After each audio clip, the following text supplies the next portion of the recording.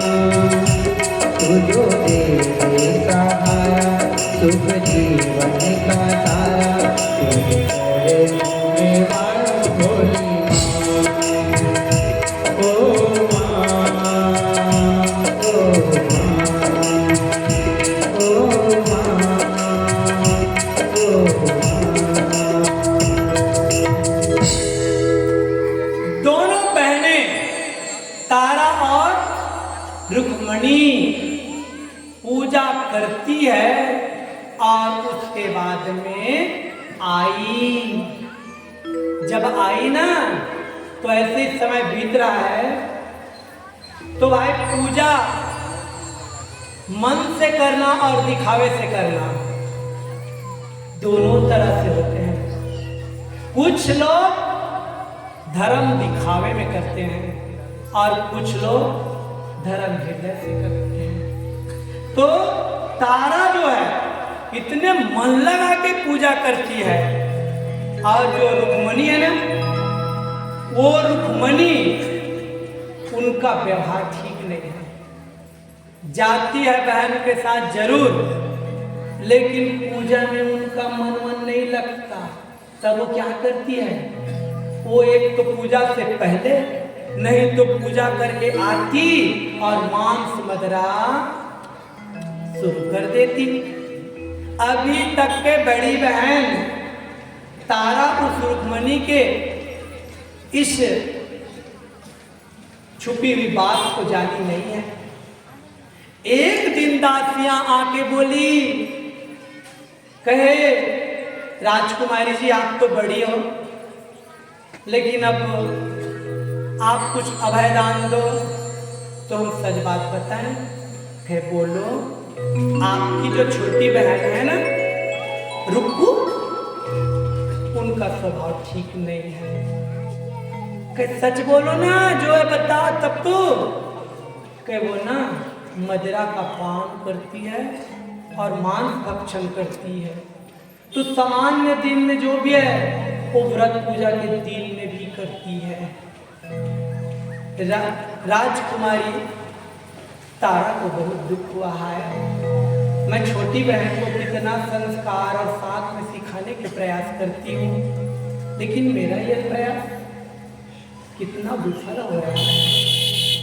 आखिर में बुलाई एक दिन और बोली, कहे रुक्मणी बता बहन तू अच्छे से जीवन जी रही है कि नहीं। कहे क्या बात है, बताओ ना दीदी। कहे बहन मैं सुनी हूँ कि तुम मदिरा का पान करती हो और मांस भक्षण भी करती हो। भड़क गई, तुम किसी की बात मान लेती हो दीदी, मेरी बड़ी बहन हो, क्या तुम देखी हो एक दीदी ऐसा करते मेरे को। अब जब भड़क गई तब क्या करें, स्वभाव तो है, कोई सीधी होती है, कोई ज्यादा चंचल हो जाती है, उग्र हो जाती है। कहे ज्यादा गर्म मत हो। अब वो हो गई बात, जा सो जा, कल एकादशी है, सुंदर मस्त मन से पूजा करेंगे। कहे हाँ। अब वो चली गई जरूर, लेकिन आदत तो बुरी लगी ना। फिर अब वही मदिरा का पान की, और उसके बाद फिर अब वो गुस्से में सोच रही कौन ऐसी है जो मेरे बारे में शिकायत करने की हिम्मत की। अगर जान तो जाऊं, फिर उनके जान ही ले डालूंगी मैं। रात भर वो सोचती रही, पता तो चल जाए कौन है मेरे बारे में ऐसी शिकायत करने वाली, मेरी दीदी को बताने वाली। अब सुबह हुई, दोनों बहन फिर निकल गई माता रानी के मंदिर में। और जैसे ही मंदिर में गए तो पूजा के सुंदर सामान सब रखी है और बैठी दोनों बहनें पूजा कर रही है।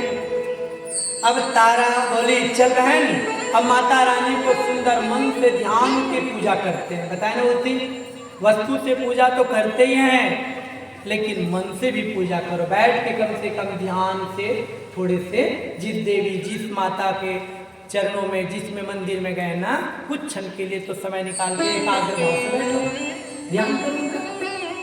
तो तारा बैठी और बोली रुक्मणी तू भी बैठ। अब दोनों बहनें बैठी है, जिनका मन लगेगा वो तो एकदम एकाग्र पूरी आंख बंद की है, तो किनका मन पूरा लगा है, तारा का मन। और रुक्मणी सोच रही कब इनका ध्यान भटके तो मैं उठ के चलूं, कब इनका ध्यान पूरा लगे आंख बंद हुए तो चलूं।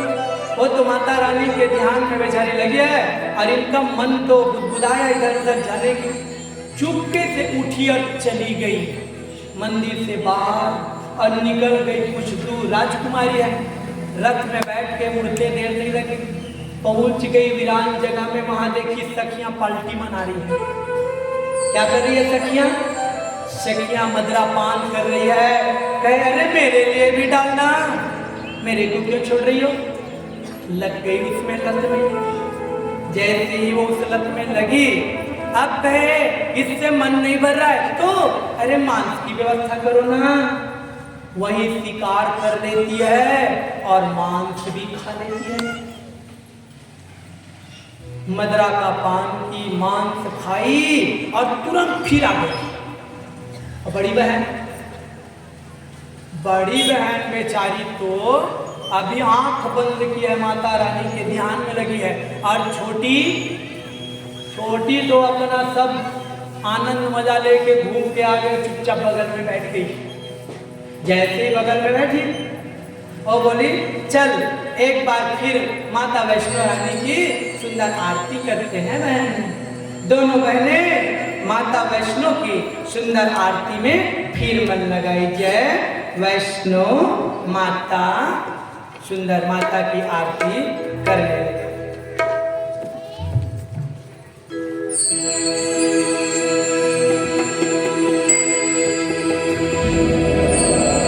जय वैष्णो माता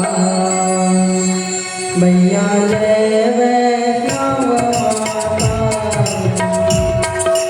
हाथ जोड़ के आरती में गाता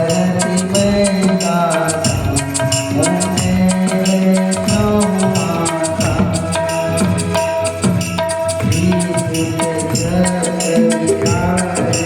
मूर्तियाँ प्यारी मैया, मूर्तियाँ प्यारी।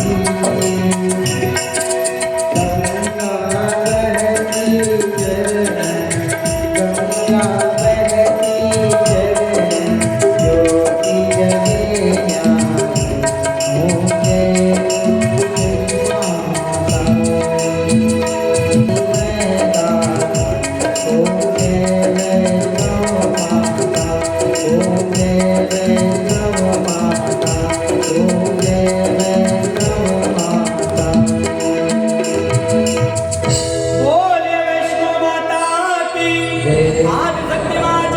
मुझे जैसे ही तारा आंख खोली और बहन की ओर देखी ना, बहन की आंख लाल लाल और यूं ही अब बेफिजूल बोलना शुरू। तो जानते हैं ना कौन लोग ज्यादा बोलते हैं?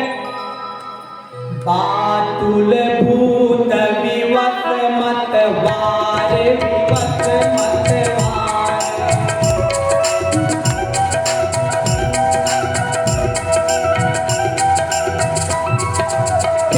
नहीं बोलत वचन विचारे, वचन विचारे।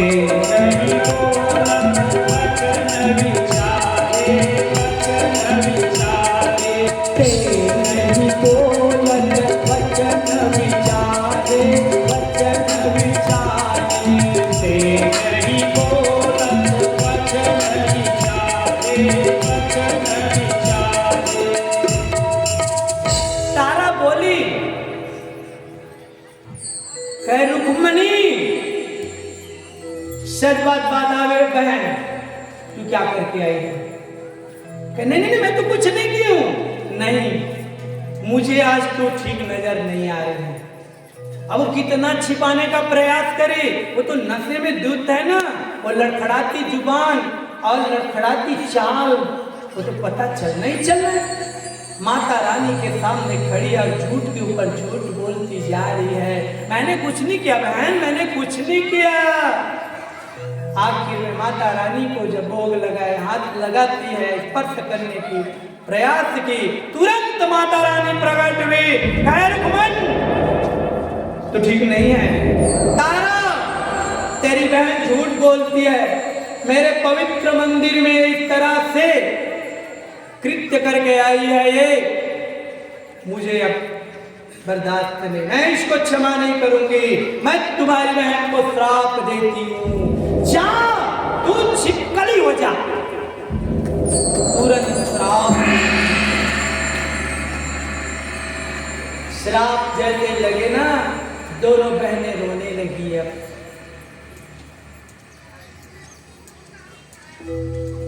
तारा रोने लगी, हाय मेरी छोटी बहन अब छिपकली बन जाएगी। माता रानी का कोप है, बचाने की साहस तो किसी में नहीं। माता जिन पे रुक जाए ना, उनको कोई नहीं बचा सकता। माता रानी बोली, तारा बोल बेटी, तेरी पूजा से मैं बहुत प्रसन्न हूँ। तुम तो मन लगा के ध्यान से लगन से पूजा किया, बोल तू वर मांग। हाथ जोड़ के बोली, माँ मेरी बहन की मुक्ति कैसे होगी बता देना, मैं अपने बहन से कब मिल पाऊंगी बता देना। बोली, बेटी तू कैसी है रे, इतना पूजा की है सबकी, अपने लिए कुछ नहीं मांगी, मांगती है तो बहन के लिए क्या करूँ माँ, छोटी बहन है मेरी, बहन के लिए बता दो ना मुक्ति कैसे होगी। कहे आज जो गलतियों की है ना, उनका उनको प्रायश्चित करना होगा। तो जिस तन में वो रहेगी, अगर वो किसी भला धर्म का काम करेगी, किसी की दुआ लेने के लायक, आशीर्वाद लेने के लायक, उस दिन इनको इस तन से मुक्ति मिलेगी। बस समय बीता जा रहा है, अब वो तो माता के श्राप से छिपकली हो गई। समय बीत रहा है, समय बीतते बीतते आखिर में द्वापर युग आया, और द्वापर युग में पांचों पांडव लोग वन वन घूम रहे थे, वन वन घूम रहे थे, भटक रहे थे कि अब हमारे जीवन का क्या होगा, क्या धर्म करे, क्या कर्म करे जिससे हमारे जीवन अच्छा बने। तभी पांचों पांडव याद किए भगवान कृष्ण को, सुंदर पुकारे। भगवान कृष्ण की जब याद किए, भगवान कृष्ण वहां पे सुंदर पधारे। बोले, कन्हैया युधिष्ठिर जी कुछ हम कुछ यज्ञ पूजा पाठ करना चाहते हैं। बहुत सुंदर बात, जब तुम यज्ञ पूजा करना चाहते हो तो एक काम करो, जितने धर्मात्माओं की याद तुम्हें आ जाए वो सब धर्मात्मा संतों को बुला के सुंदर उनको भंडारा करवाना, किसी को भूलना मत, जितना याद आ जाए सबको। अब याद कर करके युधिष्ठिर पांडव सबको न्योता दिए कि हम यज्ञ कर रहे हैं, यज्ञ में आप आना। सबको तो बुलाए, यज्ञ शुरू होने जा रहा है। दुर्वासा जी को बोल गए, तो बोले दुर्वासा माने एक नंबर का क्रोधी है वो तो दुर्वासा के पास एक दूत को भेजे ना, तो दुर्वासा बोल दिया कोई देवता को मत बुला और किसी को मत बुला, मेरे अकेले बुला तो मैं आऊं। आके बता दिए दूत, इधर यज्ञ शुरू हो गया।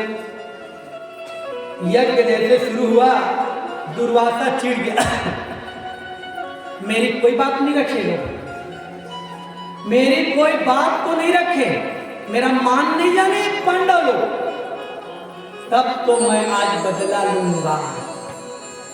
यहाँ यज्ञ के लिए तैयारी है, भंडारे की तैयारी, बड़े बड़े बर्तनों में, कढ़ाई में और बड़े बड़े गंजे में खीर और सब पकवान बन रहे हैं। और दुर्वासा के मन में आ गया छल। क्या छल? पांडवों से ऐसा पाप कराऊं, ऐसा बदनाम करूं उनको कि इनका यज्ञ वाला सब ठिकाना लग जाए।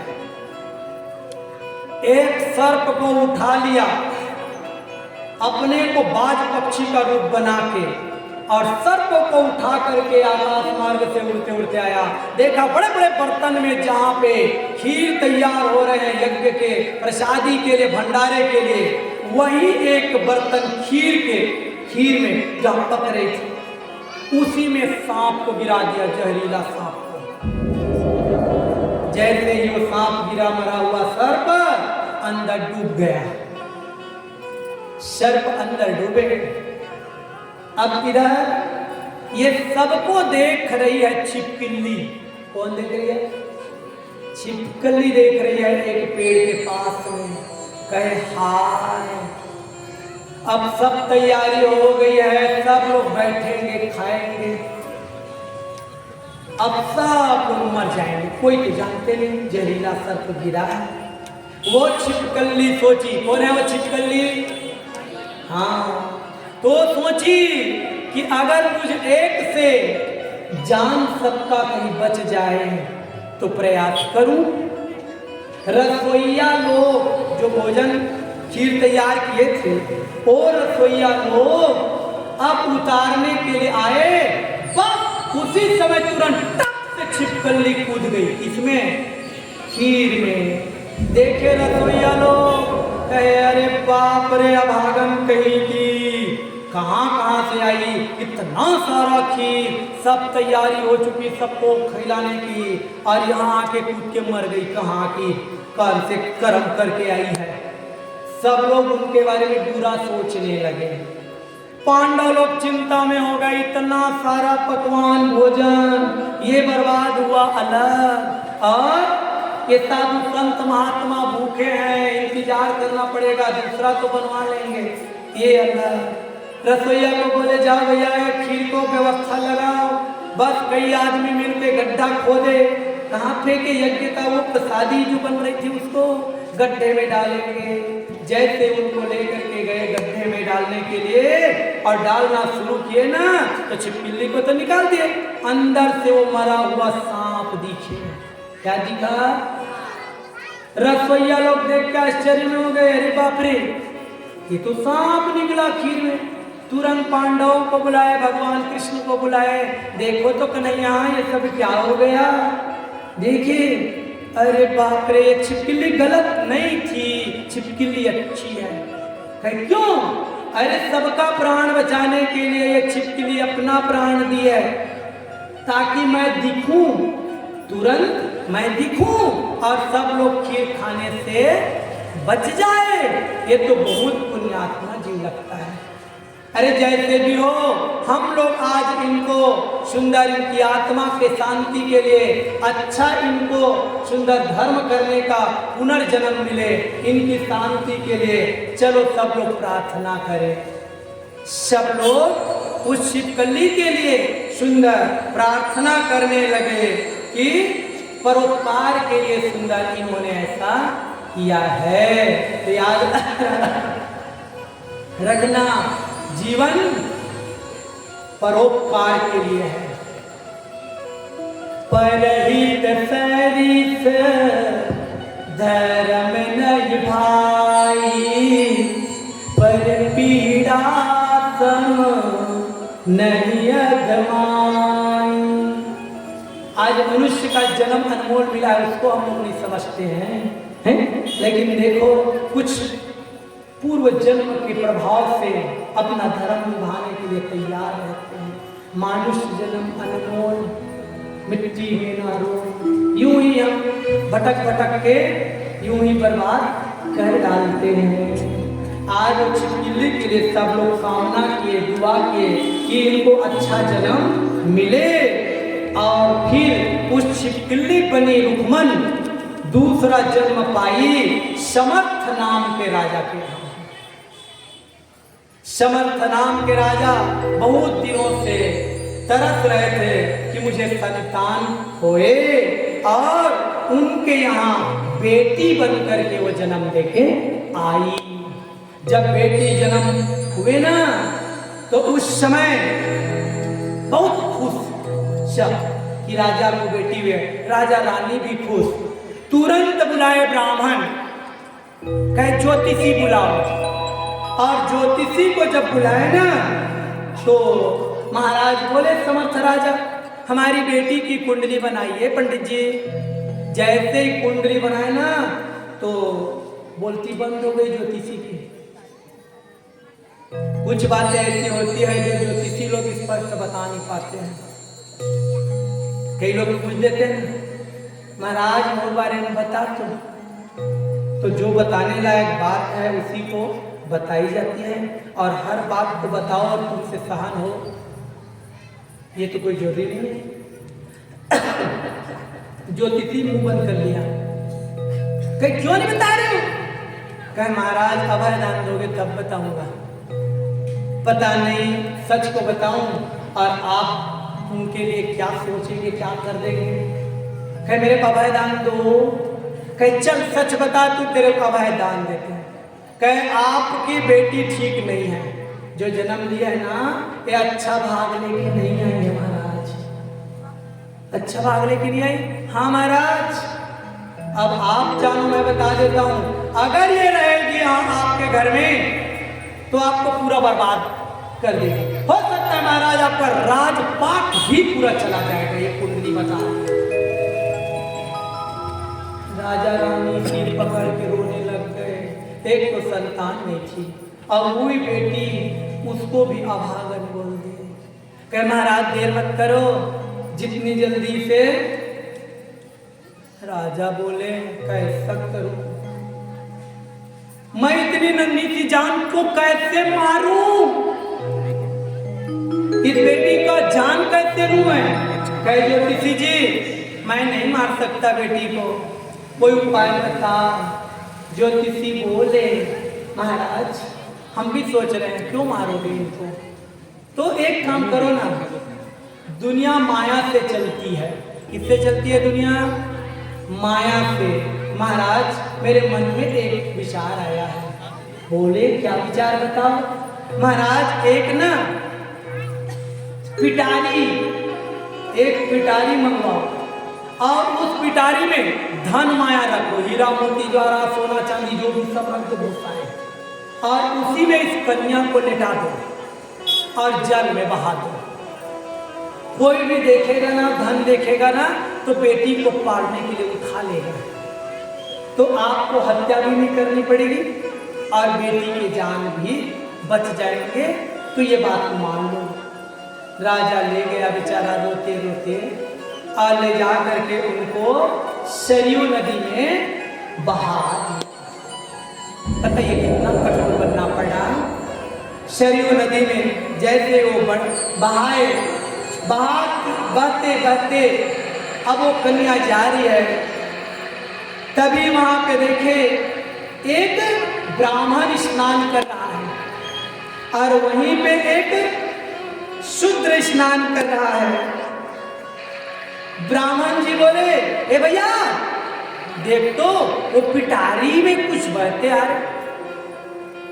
वो बोला महाराज मैं भी देख रहा हूं, लेकिन वो नदी की धारा में बहती आ रही है इतनी बड़ी पिटारी, मैं भी नहीं रोक पाऊंगा। तो वो शूद्र कांसीराम वो बोले महाराज आप भी कुछ मदद करो, तो दोनों मिलके निकाले। तो पंडित बोला हो सकता है भैया उसमें कोई कीमती कुछ सामान हो, तो बता दोनों बांटेंगे बराबर तब निकालेंगे। बोले महाराज कम से कम पहले देख तो ले, फिर बांटने की बात। ठीक है बांट लेंगे चलो। जैसे ही दोनों मिलके उस पिटारी को खींचे ना किनारे, और जब पिटारी को देखे ना तो पिटारी में क्या है? नन्ही सी जान है, बेटी कन्या, और उसी में क्या है? धन है सब। वो जब देखा कांसीराम शूद्र, वो पहले कन्या को उठाया, सीने से लगाया, गदगद हो गया। वाह सरयू मैया बेटी दे दिया। ब्राह्मण बोले अब क्या होगा बताओ? कहे महाराज ये धन सब ले लो, मेरे को बेटी मिल गए, मैं जीवन में खुश। हम पति पत्नी तरस रहे थे एक बेटी के लिए। आज हमें बेटी मिल गई ना, हमें ये धन नहीं चाहिए। हम ना जो भी है गरीब रहेंगे, हम कमा के मेहनत करके बेटी का लालन पालन करेंगे, हम जी लेंगे। जा महाराज आगे धन को ले जाओ। काशीराम लाया बेटी को और पालने लगा। एक राजा की बेटी, कौन से राजा की बेटी? समर्थ राजा की बेटी राजकुमारी, जो आज वो एक शूद्र के घर में पल रही है। ये है किस्मत का खेल। जन्म लिया कहाँ? राजमहलों में, और पल कहाँ रही है? एक गरीब के घर में, शूद्र के घर में वो पल रही है। अवधपुर का राजा हरिश्चंद्र और अयोध्या का राजा हरिश्चंद्र, और रानी का नाम जोर से बोलो, वही तारामती, जो आज अयोध्या नरेश की धर्म पत्नी बन के आई है, तारामती। और दोनों का जीवन चल रहा है धर्म में। कैसा जीवन?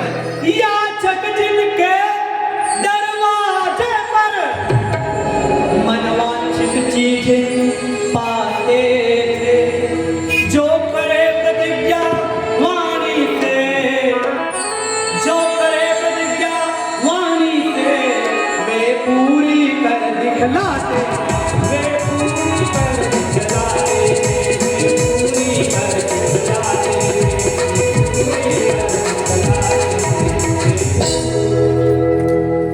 दिखलाते। एक दिन की बात है, रानी तारामती रथ में बैठी और रथ में बैठ करके घूमने के लिए, नगर भ्रमण के लिए गई है। तभी क्या देखी? वो जो रुक्मन है ना, वो फूल तोड़ने के लिए सुंदर अपने आंगन में, बगीचा में घूम रही है। और उनको देखती है जब तारा, तो उनको अब अजीब लगने लगा। कैसे लगने लगा? लगता है इनकी हमारी कुछ संबंध है, पूर्व जन्म की वो जो प्रेम है ना, उनको एहसास होने लगे। एक तक देखने लगे, लोगों से पूछने लगे ये कौन है? कहीं ये कांसीराम शूद्र की बेटी है, कहीं बड़ी अच्छी दिख रही है। मन मन में बात तो कई प्रकार से उसकी आने लगी। रानी आ गई घर महल में, तारा, और बात वही सब चलने लगी। अब इधर पिछले जन्म से अब सब भोग के तो आई है रुक्मन। इस जन्म में भले ही गरीबनी है, लेकिन माता रानी की पूजा बड़े मन से करती है। इतनी पूजा व्रत उपवास करती है, तो राजा हरिश्चंद्र, रानी तारामती, ये भी एक नंबर के जगराता करते हैं, पूजा पाठ करते हैं, यज्ञ हवन होते रहता है। तो आज ये सोची रुक्मन कि मुझे भी मन लग रहा है कि मेरे घर में भी एक माता की मंदिर होनी चाहिए। अपने माता पिता को बोली रुक्मणी, एक मंदिर बनवाते हैं बाबा। माता पिता मान गए, बेटी ठीक कह रहे हैं, भले ही हम धन से कमजोर हैं, लेकिन माता की मंदिर यथा बनवा देते हैं। माता रानी की सुंदर मंदिर बनवाए, रोज पूजा सुंदर करती है। आखिर पूजा कर रही है तो मन तो ज्यादा अब और लगेगा। देखिए कि सब घर समय अनुसार जागरण होता है, माता के नाम से जगराता करते हैं। हमारे घर भी अगर ऐसे जागरण जगराता माता की होती तो अच्छा लगता। माता से अपनी बोली, माँ से बोली काशीराम पिता, और अपनी माता जो पाल रही थी उनसे बोली गुलाबों से, माँ हम लोग भी चलो न जगराता कराते हैं। तो उनकी माँ बोली, बेटी ये जगराता कराना इतनी सहज बात नहीं है, हमारे घर आएंगे भी कौन, हम तो छोटी जाति हैं और इतना सारा खर्च लगेगा, तो बेटी ये क्या हमसे हो पाएगा? तो रुक्मणी बोली कह माता मैं तो ठान ली हूं, मैं माता रानी की जगराता करा के रहूंगी और माता रानी एक दिन मेरे घर आएगी, मेरे को विश्वास है मेरी पुकार वो सुनेगी। तो मन से पुकारो, मन से जपो, मन से भजो। तो माता कहती है हाँ तुम्हें मैं नहीं बोलूंगी, इसीलिए बुलाओ पुकारो। कभी फुर्सत हो तो जगदम्बे निर्धन के घर भी। कभी फुर्सत हो तो जगदम्बे निर्धन के घर में आ जाना।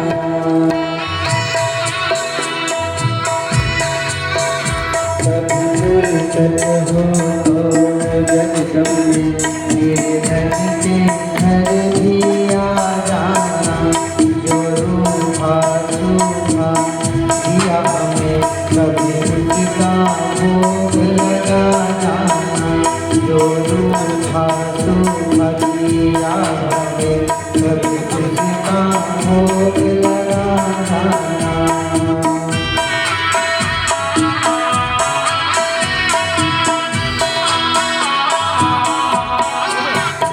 तू भाग्य बनाने वाली है माँ मैं तकदीर कमारा। तू भाग्य बनाने वाली है माँ मैं तकदीर कमारा। तेरे राज समाज भिखारी को आखिर तेरी आँख का तारा। मैं दोषी तू दोस्त है माँ तेरे दोस्तों को तू भुला जाना। मैं दोषी तू दोस्त है माँ तेरा दोस्त तू भुला जाना।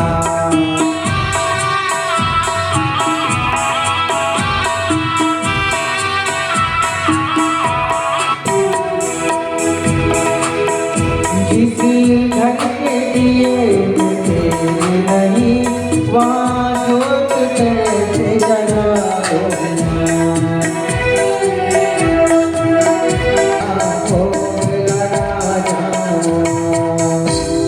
वो ठान ली रुक्मन कि मैं अपने घर जगराता करा के रहूंगी माता रानी की। और वो निकल गई निमंत्रण देने के लिए। एक नगर के सेठ के यहाँ जब गई ना, कहे मैं जगराता कराऊंगी आप आना। उस सेठ उनकी हंसी उड़ा के बोले अरे रुक्मन तेरे घर कौन जाएगा, कोई नहीं आने वाले, तू ये सब मत कर। बेचारी उदास हो गई। आप आओगे कि नहीं उसको बताओ, बाकी को मैं मना लूंगी। तो बोलने लगा, क्या बोले, जा रानी तारा अगर आ जाए तेरे घर में तो मैं आऊंगा। और सब आ सकते हैं, एक बार रानी तारा को निमंत्रण दे के देख। रुक्मन सोच ली कि मैं आज रानी तारा को भी निमंत्रण देने जाऊंगी। और रानी तारा को निमंत्रण देने के लिए गई तो महाराजा हरिश्चंद्र के यहाँ माता के नाम से सुंदर जोत जले हैं और सेवा पूजा वहां भी हो रही है। सब लोग बड़े खुशी से नाच गान सब कर रहे हैं। वहां गई और रुक्मन रानी पूछती है, बोल कौन है, कहां से आई है, क्या बात है। तो बोली रुक्मन कि रानी मैं आपको निमंत्रण देने आई हूँ, मैं माता रानी की जगराता करने जा रही हूँ, आप मेरे घर आना। रानी भी थोड़ी देर के लिए रुक गई। कहे तेरे घर, क्या मुझ गरीबनी के घर, मुझ शुद्रा के घर आपको आना अच्छा नहीं लगता माता रानी के नाम से। तारा भी सोचने लगी, नहीं नहीं माता रानी की बात है तो मेरे घर में भी तो ये सब जगराता हो रहे हैं।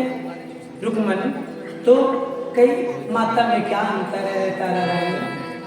आपके घर में भी वही माता है, मेरे घर में भी उसी माता की पूजा है। एक बात तो बोल दो ना, आऊंगी।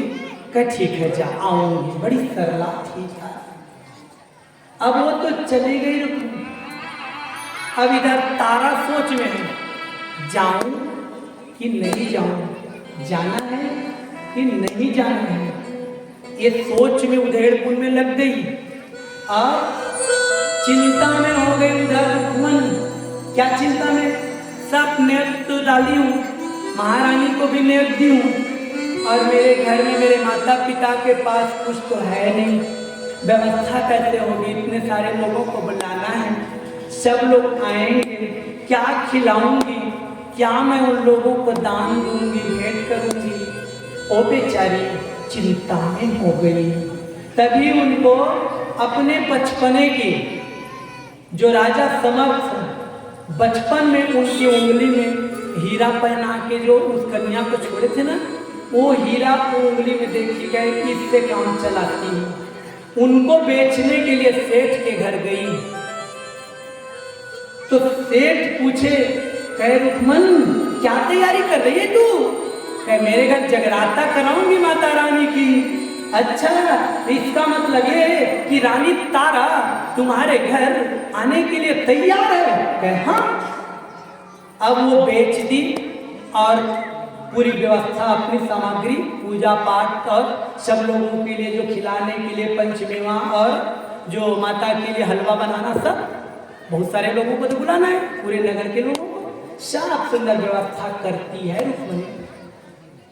इधर पूरे नगर में अब बात फैल गई कि रानी तारा उस शूद्रा के घर जाएगी, रानी तारा उस गरीबनी के घर जाएगी। अब बात कहां तक फैली? राजा हरिश्चंद्र को जानकारी हो गई। राजा सोच में पड़ गए, ये रानी क्या निर्णय ले लिया है, ये जाएगी उसके यहाँ, फिर हमारे बारे में लोग क्या सोचेंगे, हम कैसे उसके घर जा सकते हैं? अब राजा सोचे मना करूं तो रानी बुरा मानेगी। अब जिस समय जाने शुरू करे उस समय रोकूं तो सब ठीक है, दूसरों से सुनी बातें, अभी से बोलना कुछ नहीं। अब जगराता किस समय होना है? रात में जाना है। राजा सोचे मैं सो जाऊं और उसके बाद रानी चुपचाप चली जाएगी। तब ना तो नींद मेरे को ना आए, तो नींद भगाने के लिए राजा क्या किए? अपनी उंगली को काट दिए। किसको काट दिए? ताकि उंगली के कटे हुए जगह दर्द देते रहे, है ना, और उनको रानी को भी पता चले कि मेरे राजा जी को कुछ चोट आई है, तो वो ना जाए। अब राजा देख रहे हैं रानी कहाँ है, रानी कहाँ है। रानी जिधर जाती दृष्टि राजा उधर रखे कि जाए मत, जाए मत। आखिर राजा सोए नहीं, रात काफी होने लगी। रानी तारा चिंता में, नहीं जाऊंगी तो वचन है, वचन ले चुकी हूँ, और जाती हूँ तो पति ये देख रहे हैं, जाने देंगे नहीं देंगे। वो सोच में पड़ गई, कमरे में अकेले गई ना तो रोने लगी, मैं कैसे करूं माता, मैं तो बहुत बड़े धर्म संकट में पड़ गई हूँ। तुरंत माता रानी प्रकट हो गई, लाल सुंदर वस्त्र पहनी हुई तारा के सामने माता जगदम्बा प्रकट हो गई और बोली, कहे तारा तुम्हें जाना होगा, तुम जाओ वहां। क्या बात है माता? अरे मैं इसी याद दिलाने के लिए तेरे सामने प्रकट हुई हूँ, वो दूसरा नहीं है, वो तेरी बहन है। पिछले जन्म की तेरे को याद दिलाने के लिए मैं तेरे सामने प्रकट हुई हूँ, वो तेरी बहन है। और जब तक कि तू नहीं जाएगी तब तक के उनका जगह तो पूजा सिद्ध नहीं होगी, पूरी नहीं होगी, तेरे को जाना होगा वहां। बोली माता मैं जा तो सकती हूँ, लेकिन मेरे पति देवता राजा जी ये तो सो नहीं रहे। माता रानी बोली तेरा पति सो गया। माता की दृष्टि पड़ी और हरिश्चंद्र को नींद आई, वो सो गया। माता रानी को अंदर ध्यान हो गई। अब तारा बेचैन थी निकलने के लिए जा रही है, तुरंत बेधुन दौड़ती है, निकली होती अपने महल के घर जाने। कब निकली? रात की बात है। जैसे ही वो महल के दरवाजा को पार करती है, अचानक राजा का नींद खुल गया। जब राजा का नींद खुला तो वो तो पहले से व्यवस्था में ना दृष्टि, कहाँ गई वो रानी, कहाँ गई वो रानी। तुरंत राजा दौड़ना शुरू किए, द्वार पे आए, पहरेदार से पूछे, बता तूने कुछ देखा? हमारा देखा। क्या देखा तू? रानी गई है। राजा समझ गए रानी गई है, तो किधर गई है बता। कहे राजा जी मैं स्पष्ट देखा हूं, मैं ही तो दरवाजा खोला, रानी जब गई तो वो दौड़ती दौड़ती गई है। राजा समझ गए बस वो शूद्रों की बस्ती की ओर निकल गई। रात का सन्नाटा है, रानी तो बेधुन दौड़ती चली जा रही है। राजा पूछे मैं जाऊंगा, और राजा ओढ़ लिया, कंबल ढक लिया अपने आप को चादर से और निकल गया। रानी दौड़ती जा रही है अकेले, रात का सन्नाटा है लेकिन डर नहीं, उनका तो ध्यान केवल माता रानी में है। कभी गिरती है कभी उठती है और चलती जा रही है। रानी तारा बीच में गिर गई है, रास्ते में जंगल से होके गुजर रही थी, गिर गई और गिरी ना तो उनके हाथ का कंगन नीचे गिर गया। अब वो तो सूद नहीं उनको, पैर के जूते, वो एक जूते गिर गए। रानी को उनका होश नहीं, गिरती है उठती है दौड़ती आगे बढ़ने लगी। किसमें ध्यान है उसका? केवल माता के ऊपर ध्यान है कि मैं माँ की ममता के लिए मैं जा रही हूँ, माता के जगराता में पूजा में जा रही हूँ। मोला दे दाई तो ममता के प्रसाद, मोला दे दाई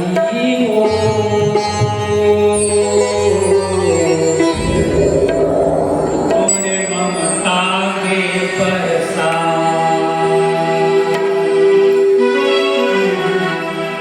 मोला दे दाई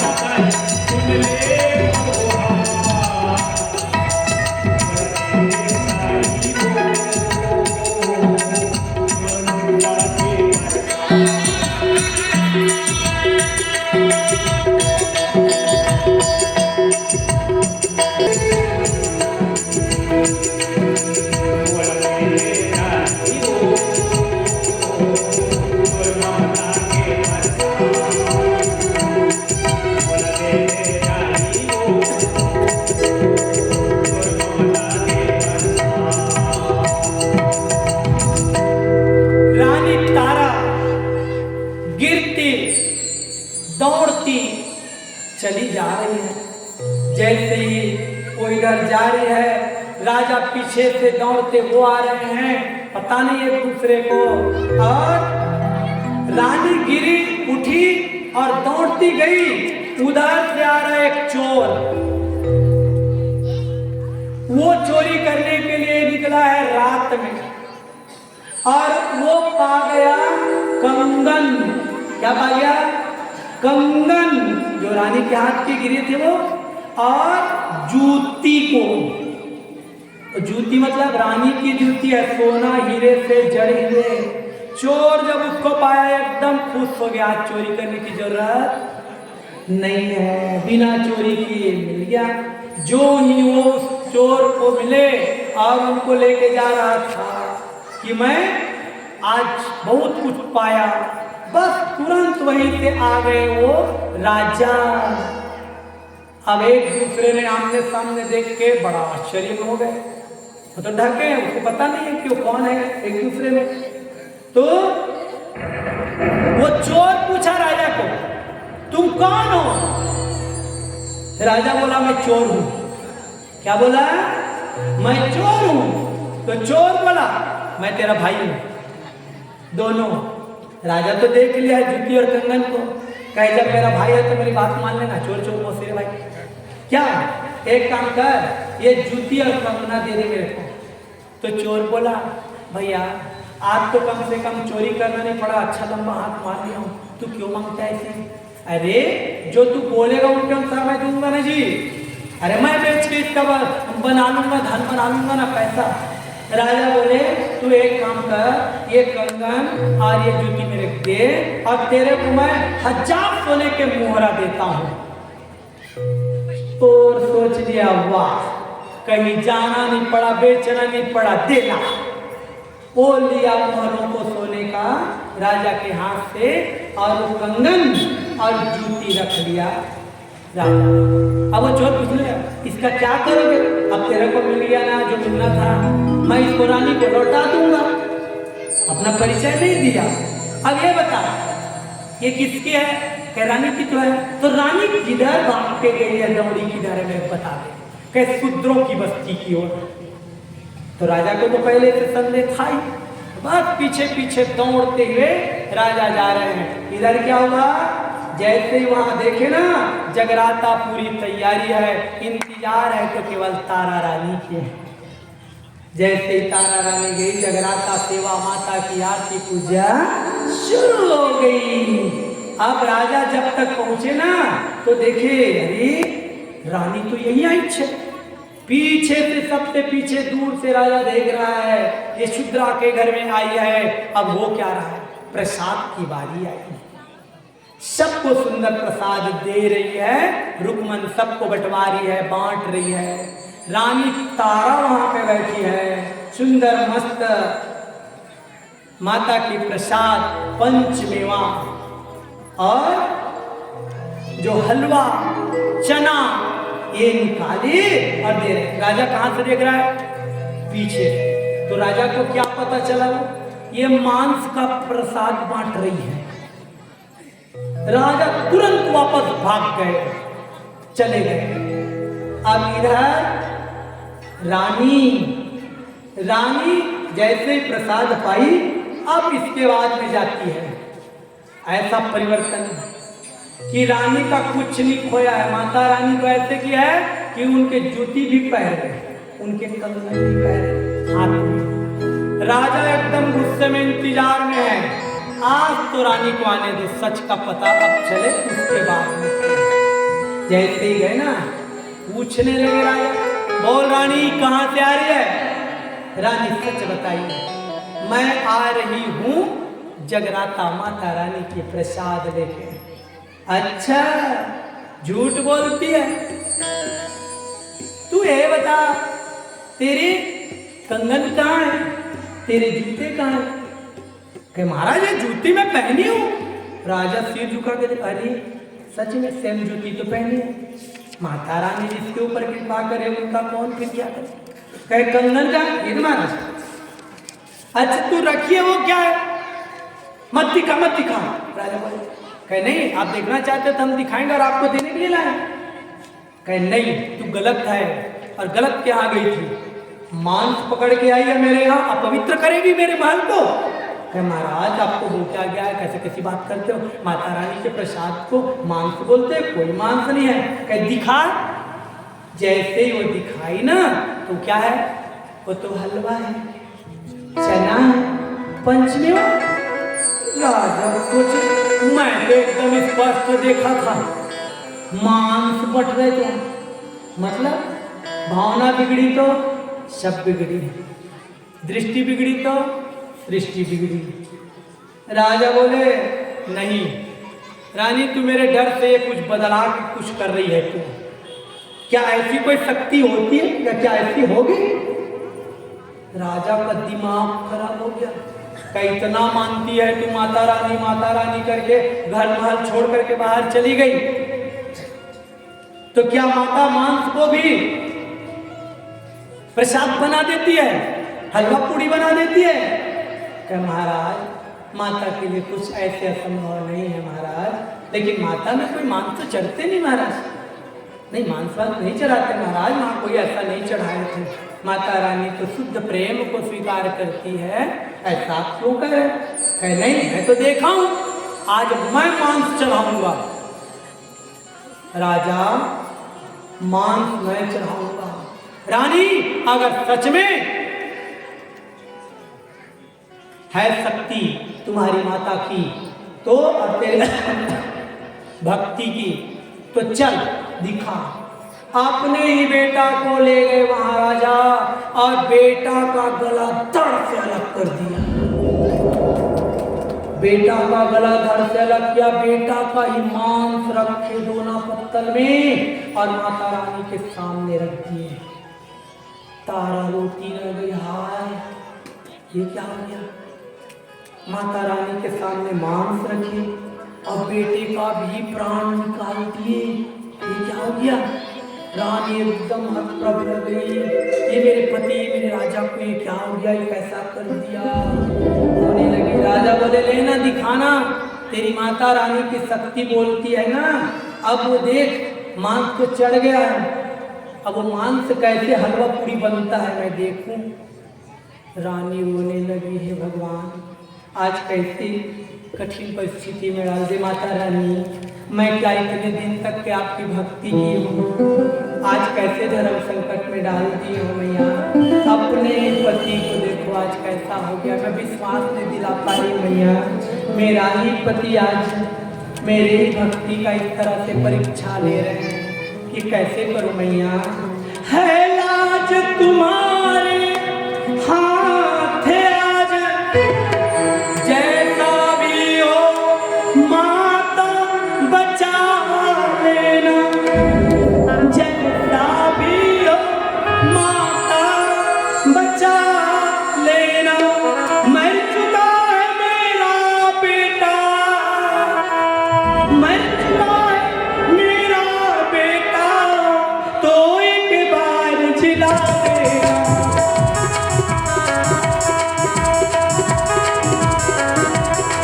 तो एक बार जिला देना, तो एक बार जिला देना, तो एक बार जिला देना। रानी रोने लगी। मैया जिस पति के साथ जीवन जीने के लिए आई हूँ और जिससे मेरा संसार बसा था, बेटा हुआ, आज वही पति इतने बड़ी परीक्षा में डाल दे। मैया मेरा और कोई सहारा नहीं है, तू ही सहारा दे, मेरा कोई न सहारा। मैया अब मैं किसके सहारे में, मैं कैसे मैं प्रमाण दिलाऊं। तू ही सुन ले मेरी माता, तू ही जो करना है कर ले मेरी मैया। मेरा कोई न सहारा बिन तेरे, मेरा कोई न सहारा बिन तेरे, मेरा कोई न सहारा बिन तेरे। हे अम्बे मैया मेरे, मेरा कोई न सहारा बिन तेरे, मेरा कोई न सहारा बिन तेरे। हे अम्बे मैया मेरे, मेरा कोई न सहारा बिन तेरे। हे अम्बे मैया मेरे।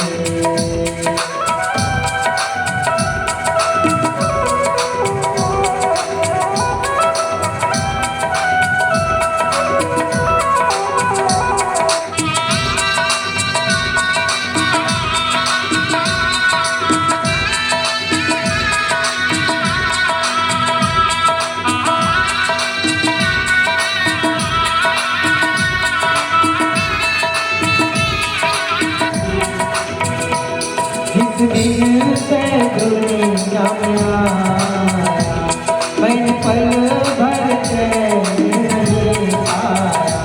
जिस दिन से दुनिया में आया, मैंने पल भर चैन नहीं पाया। सरकत पे कत घूमे, सरकत पे कत घूमे। दुर्गा मैया मेरे, मेरा कोई न सहारा बिन तेरे, मेरा कोई न सहारा बिन तेरे। हे अम्बे मैया मेरे, मेरे सारे सहारे जो गए, तुम भी मैया मुझसे रूठ गए।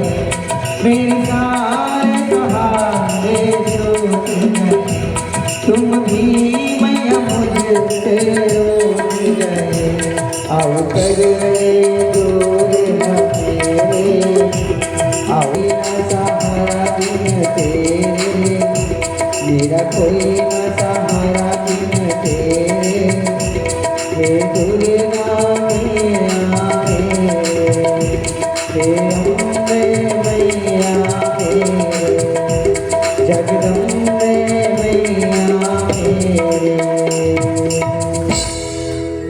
रानी तारा माता जगदम्बा के सामने हाथ जोड़ के बिलक बिलक के रोने लगी, मैया क्या यही मेरी भक्ति का परिणाम है? मेरा पति भी आज इतना बड़ा कठोर बन गया, निष्ठुर बन गया। मेरा बेटा जो 9 महीने कोख में रखी और जन्म दे के इतने दिन तक पाली थी, आज वो भी दुनिया में नहीं रहा। तो मैया ये सब क्या हो रहा है? आप ही कुछ प्रमाण दो ना मैया, मेरे पति को विश्वास हो जाए मैया, ऐसे कुछ करो ना। तुरंत माता वहीं से खंबा तोड़ के प्रकट हो गई। माता जैसे प्रकट हुई, राजा देख कर गया, रानी देखी हाथ जोड़ी, है मैया अब आप ही बोलो, मैं क्या बोलूं? मैं तो अपने आंसू नहीं रोक पा रही हूँ। मुझे तो पहले भी विश्वास था, आज मेरे पति को विश्वास दिलाओ ना मैया। राजा बोले कि रानी मैंने तो जो भोग लगाई है वो कह जाओ महाराज देखो। राजा जाके देखे तो वहाँ मांस नहीं है, वहाँ तो सुंदर मस्त, वहाँ पंचमेवा का प्रसाद, हलवा का प्रसाद, चना की प्रसादी माता के सामने रखी हुई है। देखिए माता की दृष्टि पड़ते ही राजा का रानी का बेटा खड़ा हो गया, माता रानी को प्रणाम किया, माता पिता को प्रणाम किया। राजा देखिए मानना पड़ेगा माँ की भक्ति में और शक्ति है वो। है रानी आज से मैं वैसी नहीं करूँगा। माता रानी से बोली, तारा की माता ऐसी किसी की परीक्षा मत लेने देना मैया, इतने दर्दनाक दुख होता है मैया, आप ही ममता आप ही परिवार देती हो मैया, तो जो भी भक्ति करे ना भक्तों की इतनी कठिन परीक्षा नहीं देना माता, लोगों को भक्ति में ही मन लगाए रखने देना। तो इस तरह से ये तारा रानी की कथा जगराता के समय जिस घर में होती है ना, तो अंतिम माता रानी उससे अति प्रसन्नता महसूस करती है। कैसी ही माता रानी की विभिन्न प्रकार से कथाएं आती है।